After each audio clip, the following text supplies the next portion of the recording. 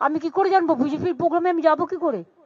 এবার আপনারা আমাকে বলুন, এটা যদি ইম্পার্শিয়াল প্রোগ্রাম হতো আমি নিশ্চয়ই যেতাম, কিন্তু আমি বিজেপির প্রোগ্রামে কি করে যাব? আমি তো একটা পার্টি করি, আমার তো একটা ইডিওলজি আছে।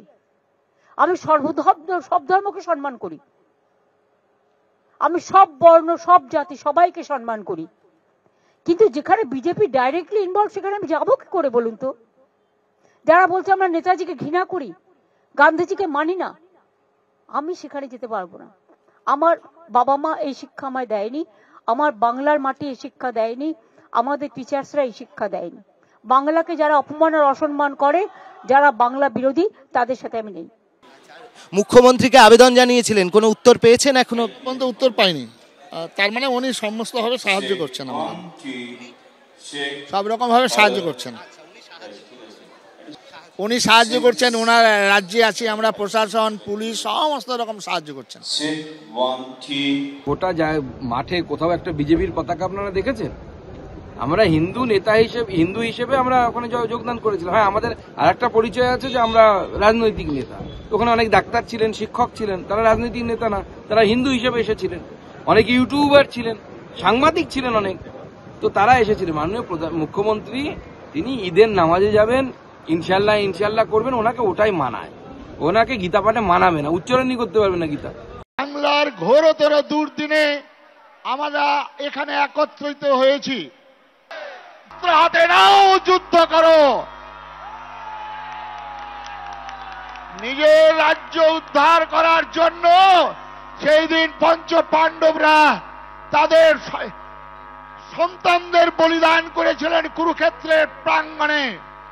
আজকে যারা ভগবান রামচন্দ্র 14 বছর যাবৎ বনে বনে ঘুরেছিলেন, কত খড় দূষণ মারিচ তাদের আক্রমণ করেছিল, লক্ষণের শক্তিশাল মা সীতাকে চুরি করে নিয়ে গেছেন রাবণ। আর ভগবান আমার রামচন্দ্র ওই আদিবাসী বনবাসী গিরিবাসী ভাইদেরকে সংগঠিত করে রাবণের বিরুদ্ধে লড়াই করে মা সীতাকে উদ্ধার করেছিলেন। সেদিন মা সীতা উদ্ধার কল্পে বনের পাখি জটায়ু লড়াই করেছিল।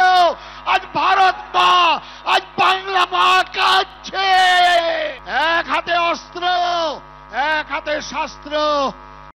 बट वंदे मातरम के लिए एक बात आपको कहना है, बंगाल से ये सॉन्ग नेशनल सॉन्ग है एंड जनगण मन अधि इज द नेशनल एंथम है, लेकिन वंदे मातरम का पूरा गाना कभी नहीं लिया था। ओनली रविंद्रनाथ टैगोर ने कुछ लाइन, सिलेक्टेड लाइन तैयार किया था, उसी का ऊपर में Vande Mataram national song accepted हुआ था। ये भी जानकारी के लिए मैं बताया, बिकॉज आपने पूछा। पहले तो राज्यसभा ने नोटिफिकेशन दिया था कि जय हिंद बोलना नहीं चाहिए, वंदे मातरम कहना नहीं चाहिए।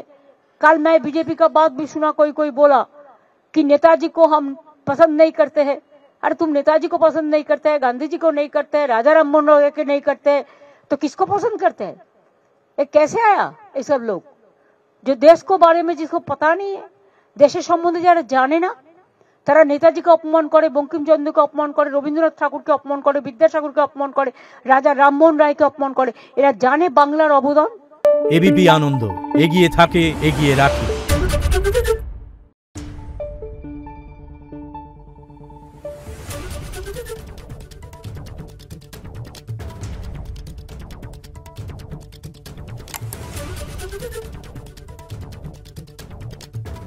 Thank you.